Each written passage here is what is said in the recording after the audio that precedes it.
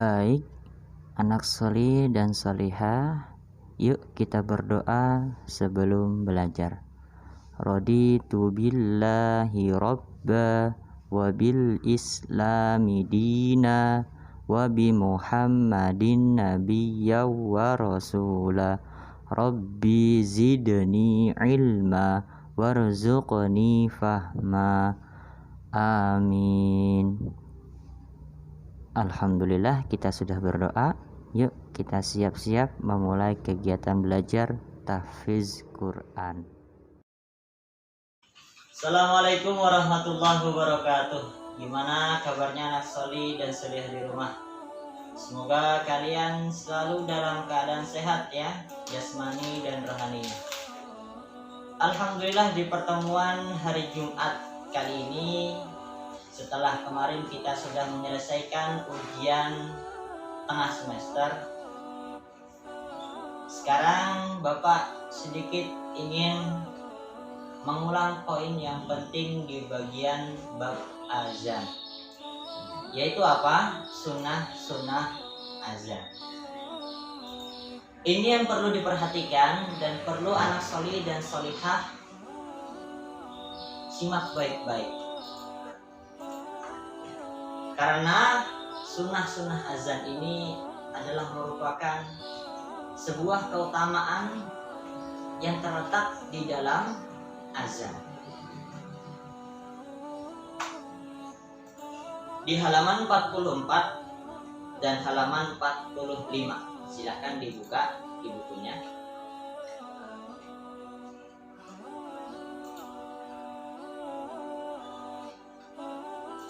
Di sini kita akan mempelajari yaitu yang disunahkan bagi muazin, orang yang azan, dan yang disunahkan bagi orang yang mendengar azan. Jadi ada dua sunnah bagi muazin, orang yang azan, dan sunnah bagi orang yang mendengar azan. Nah, nanti kita akan mempelajari. Satu, hal-hal yang disunahkan bagi muazin untuk dikerjakan. Kedua, apa yang aku ucapkan ketika mendengar kumandang azan. Pertama kita akan membahas disunahkan bagi muazin.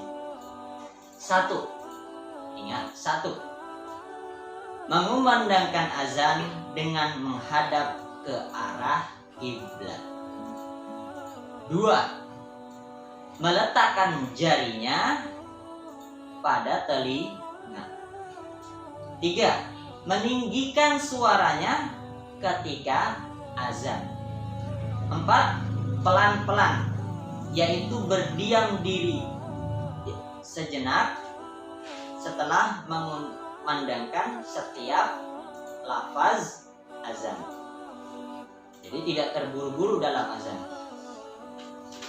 Yang kelima, menolehkan wajah ke kanan ketika mengucapkan hayya 'alas shalah dan menoleh ke kiri ketika mengucapkan hayya 'alal falah.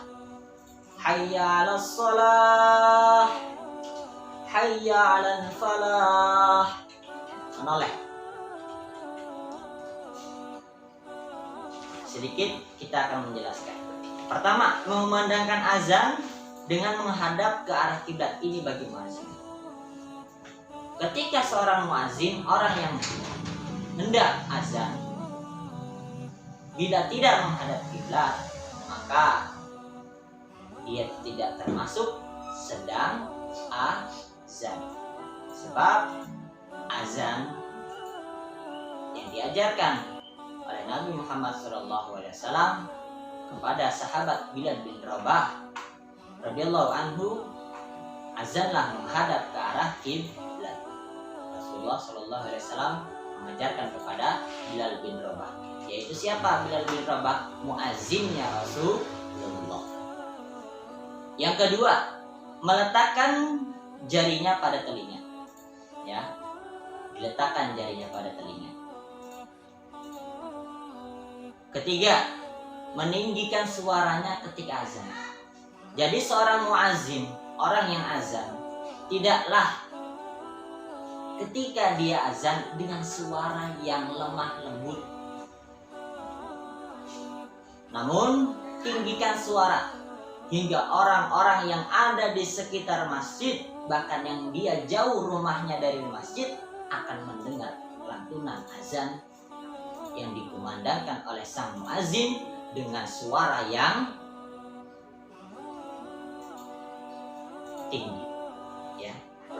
Kemudian keempat, pelan-pelan, yaitu berdiam sejenak setelah mengumandangkan setiap lafaz azan.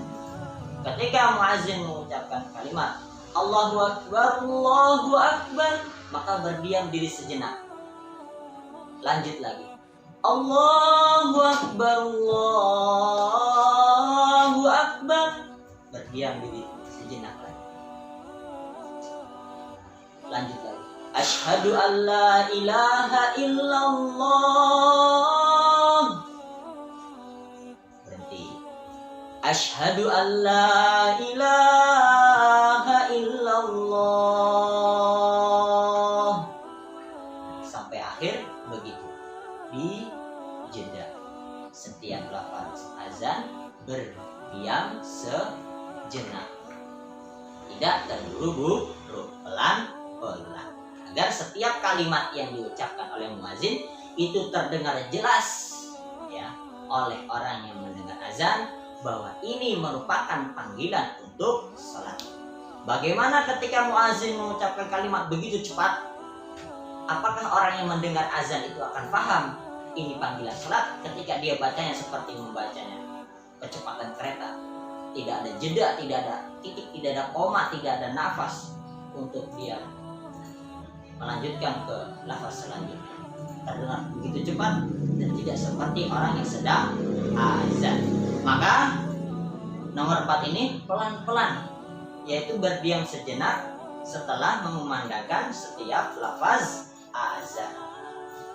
Yang kelima, menolehkan wajah ke kanan ketika mengucapkan hayya 'alas shalah, ya. Kemudian dan menoleh ke kiri ketika mengucapkan hayya 'alal falah. Begitu. Prakteknya gimana? Begini. Ketika muazin mengucapkan kalimat hayya 'alas shalah, hayya 'alas shalah, noleh ke kanan. Yang kedua, noleh ke kiri, hayya 'alas shalah.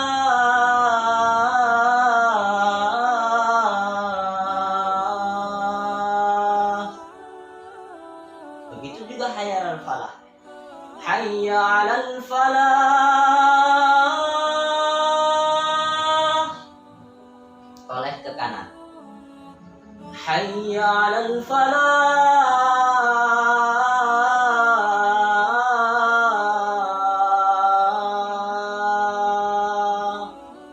menoleh ke kiri. Begitu prakteknya, ya. Nah, sekarang sudah selesai yang disunahkan bagi muazin, orang yang azan. Nah, sekarang kita akan mempelajari yaitu apa? Yang disunahkan bagi orang yang mendengar azan. Ketika muazin mengumandangkan azan, maka orang yang ada di masjid itu, yang duduk ataupun yang baru datang ataupun yang ada di luar masjid, ya, mereka disunahkan 3 hal ketika mendengar azan.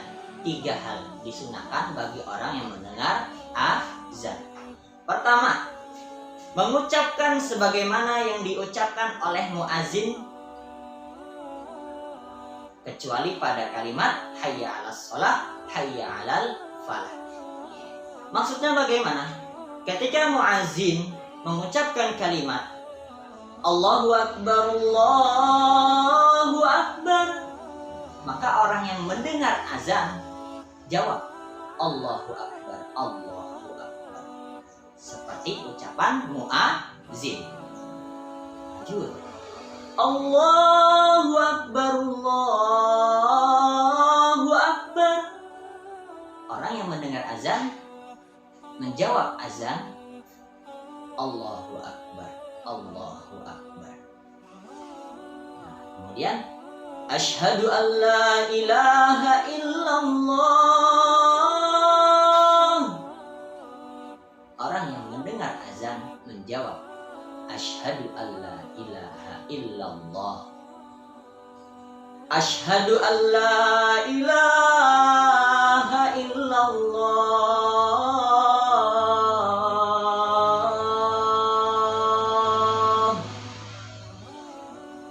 Orang yang mendengar azan mengucapkan, menjawab Asyhadu an la ilaha illallah. Asyhadu anna Muhammadar Rasulullah.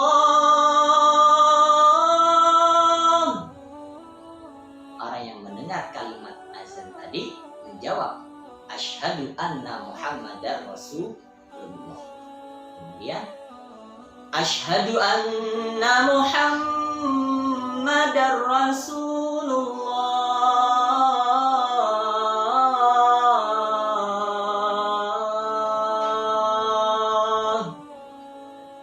Orang yang mendengar azan menjawab Asyhadu anna Muhammadar Rasulullah. Hayya 'alas shalah.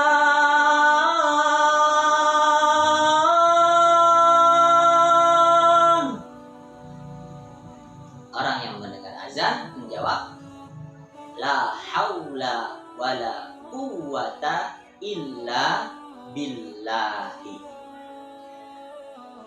Hayya 'alas shalah.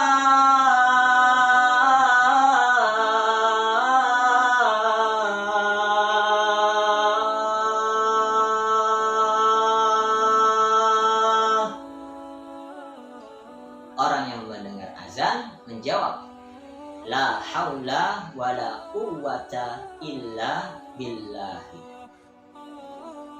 Hayya 'alal falah.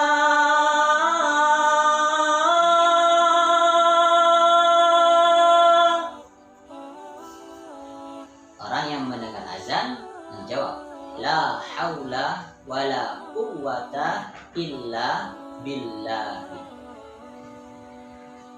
Hayya 'alal falah.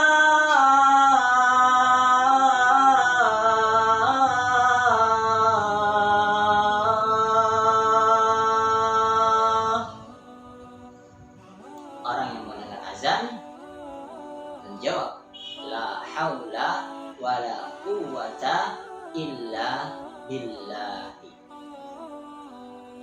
Allahu Akbar,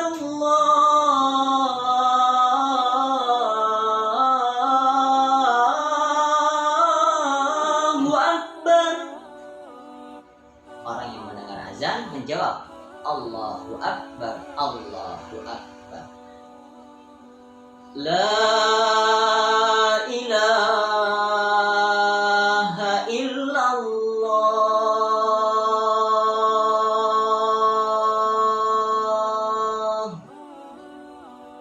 Orang yang mendengar azan menjawab La ilaha illallah.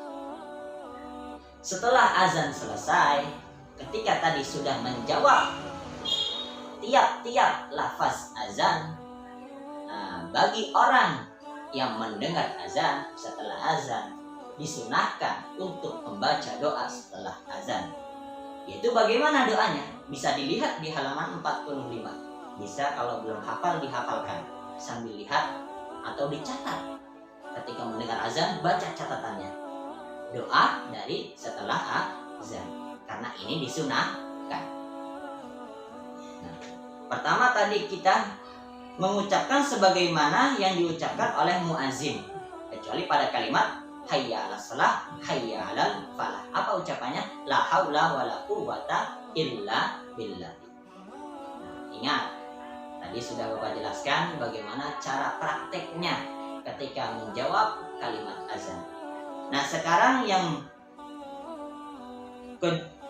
kedua yaitu bersolawat atas Nabi Shallallahu Alaihi Wasallam setelah azan selesai dikumandangkan. Bersolawat Allahumma sholli ala Muhammad wa ala ali Muhammad kama shallaita ala Ibrahim wa ala ali Ibrahim innaka Hamidum Majid. Nah, yang ketiga poinnya, ketika setelah mendengar azan, maka kita disunahkan untuk mendoa, yaitu berdoa setelah azan. Apa doanya? Allahumma rabba hadhihi da'wati tammah wassalatil qa'imah ati Muhammadan wasilata wal fadilah wa ba'athu maqaman mahmudal ladzi wa'adta. Cukup. Artinya apa? Ya Allah, Rabb seruan yang sempurna ini dan salat yang akan ditegakkan, berikanlah kepada Muhammad wasilah dan keutamaan, dan bangkitkanlah ia pada kedudukan terpuji yang telah Engkau janjikan. Hadis riwayat Imam Bukhari dalam kitab Thaharah. Begitulah yang disunahkan bagi orang yang mendengar azan. Dan tadi sebelumnya kita pelajari disunahkan bagi muadzin apa saja. Kemudian yang disunahkan bagi orang yang mendengar azan apa saja. Kedua poin tadi pelajari baik-baik dan amalkan. Karena kita sebagai seorang muslim, ketika azan dikumandangkan, jawab bagi orang yang mendengarnya dan bagi anak solih dan solih. Anak solih yang ditunjuk oleh ayahnya atau oleh tetangganya atau oleh imam di masjid. Kamu azan, percaya diri, belajar. Karena keutamaan seorang muazin sangatlah besar, sebagaimana yang sudah Bapak jelaskan di video-video kemarin. Bagaimana keutamaan orang yang azan itu? Ya, sangatlah besar keutamaannya yang Allah berikan kepada seorang muazin. Jangan kecewa bagi orang yang belum bisa azan. Di sana juga ada keutamaan bagi orang yang mendengar azan, bukan hanya orang yang azan. Yang mendengar azan mendapat keutamaan apa? Tadi keutamaan yang telah disebutkan. Ketika dia mampu menjawab tiap-tiap kalimat dalam azan, kemudian dia berdoa setelah azan, maka orang yang tidak azan tadi, yang belum bisa azan, yang belum dikehendaki bisa untuk azan oleh Allah, maka dia akan mendapatkan pahala seperti seorang muazin. Sebab apa dia mendapatkan pahala seperti pahalanya seorang muazin? Karena dia menjawab tiap-tiap kalimat azan dan berdoa setelah azan. Jangan sampai lewatkan momen terbaik ini. Anak solih, ya, yang sebagai seorang muazin, anak solihah yang mendengar azan, jawab kalau mau mendapatkan pahala sebagaimana pahala seorang muazin. Cukup sekian pelajaran dari Bapak, kurang lebihnya Bapak mohon maaf. Dan di pelajaran hari ini Bapak ingin menegaskan, Bapak ingin mengingatkan tentang sunnah-sunnah azan ini, karena pekan kemarin dan kemarinnya Bapak belum menjelaskan tentang sunnah-sunnah azan. Kurang lebihnya mohon maaf. Bapak mohon maaf apabila ada kesalahan dari kata-kata yang Bapak ucapkan tadi, dari penjelasannya. Dan bila ada hal baik yang bermanfaat, itu datangnya dari Allah, diamalkan, dipahami, semoga menjadi amal solih dan amal solihah bagi anak-anak sekalian. Wassalamualaikum warahmatullahi wabarakatuh.